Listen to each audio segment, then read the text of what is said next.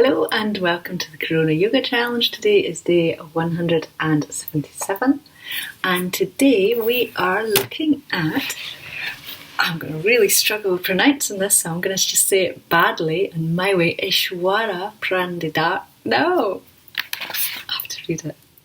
Ishwara Prandidana.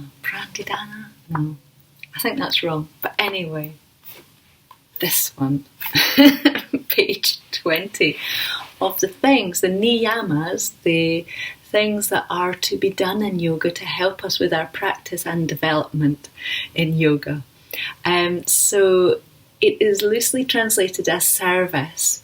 So service to make use of your life in a way that is giving or is being productive in a larger goal than to yourself.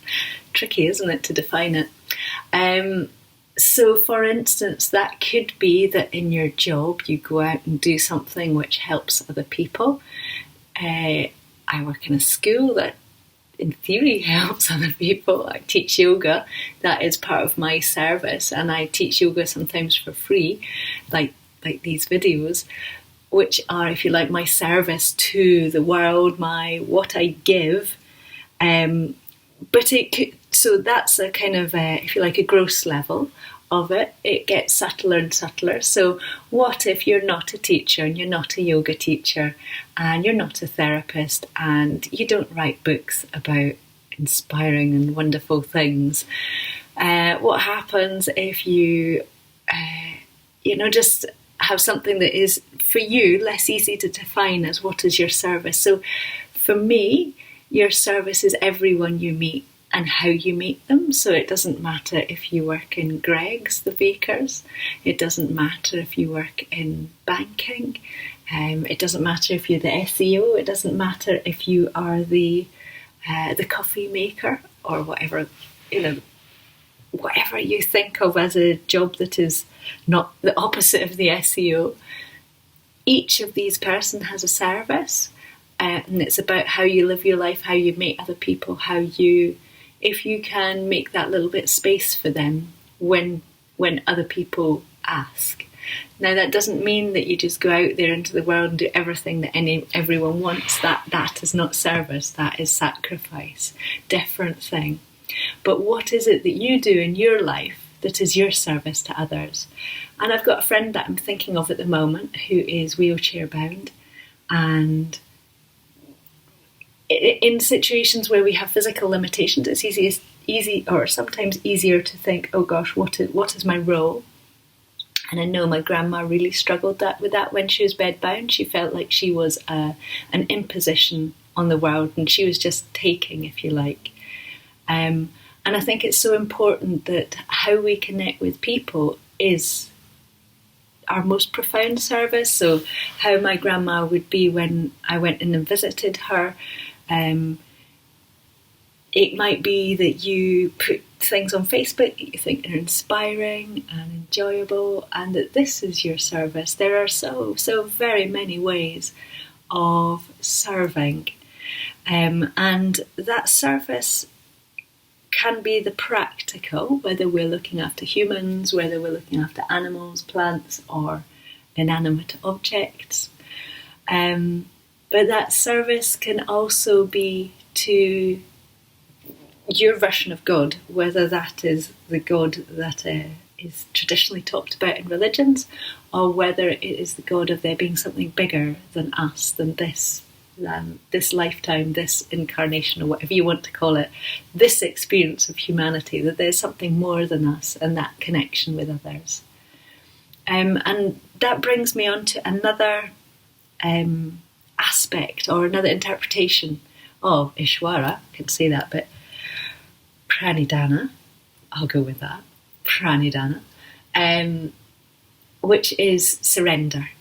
So taking surrender into your yoga practice is perhaps easier than taking service, because for me to take service into my yoga practice, it is to teach yoga. That's fairly simple for me.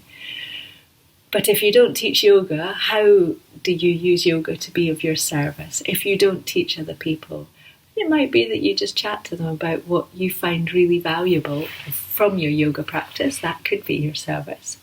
But much easier to go into surrender. So in surrender, on the mat, obviously it's surrender to this moment. It's not surrender to this is what happened last week, this is what I want to happen again.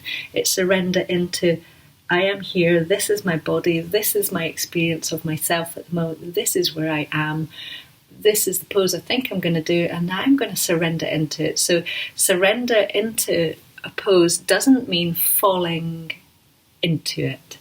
So let's see, what am I going to do? So I might say, right, I'm going to do a twist from here. I might say, right, I'm going to surrender into this, and I might just go, right, surrender. And I might think of surrender as this feeling of soft and heavy, and that might be great. It might be that surrender is more a sense of, right, well, I come here, and then I know that I can go all the way around here, but actually I have to pause in this moment, and I have to. And it's that same kind of settling down process. So settling down into the body before we move further. I'm not sure if that makes sense. I know what I mean, but I'm not sure if it makes sense to you. So that sense of movement and yet pause, and the surrender is, where am I deeply within this? So not where is my physical body moving, how does it look on the outside, but how do I feel? Where am I in this moment? So that is, I feel like, a surrender at one level. Another way to surrender in yoga is to think of what your purpose of for doing yoga is. So it could be that, quite simply, you want to feel better physically, so that you are surrendering into your practice so that you can feel physically better. It could be for a kind of emotional or mental aspect, like you want to feel healthier in the way you experience the world. So you could surrender into the experience of health or well-being within yourself.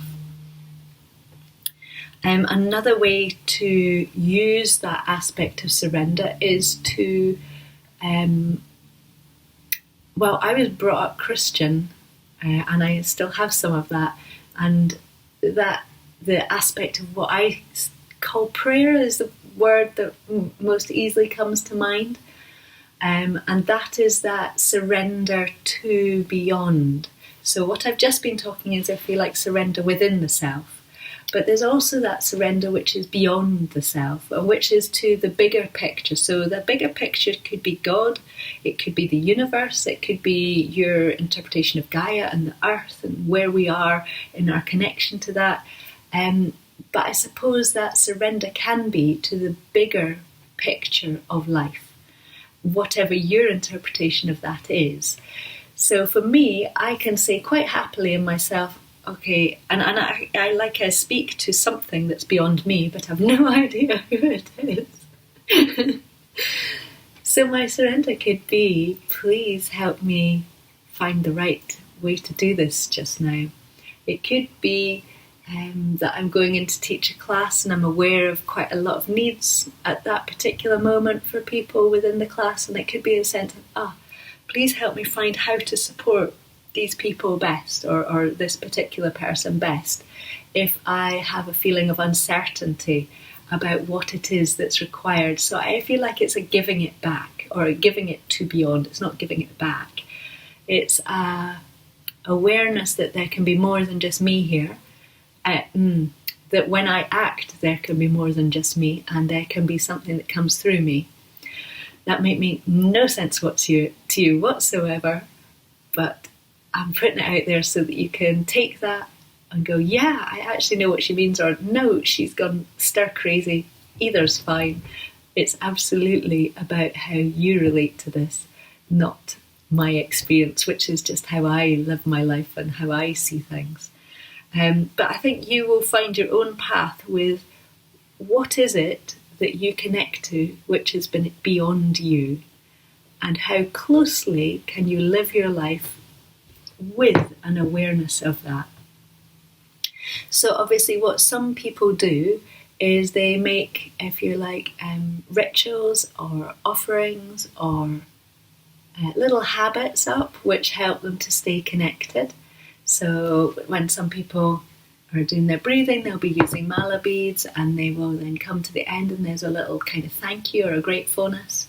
When I come to the end of a yoga class, in the videos you'll see and in class, I'm just about always take a little moment and say thank you. And that thank you is like that namaste, which is thank you to me for turning up, thank you to you for turning up, thank you to the world for providing this meeting, this opportunity.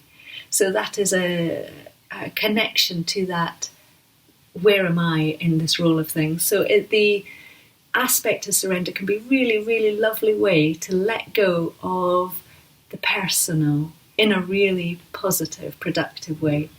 So we let go of the this is me and that is you, and this into the this is us, and where can we go with this? Where are the productive healing spaces that can be on offer here? The difference.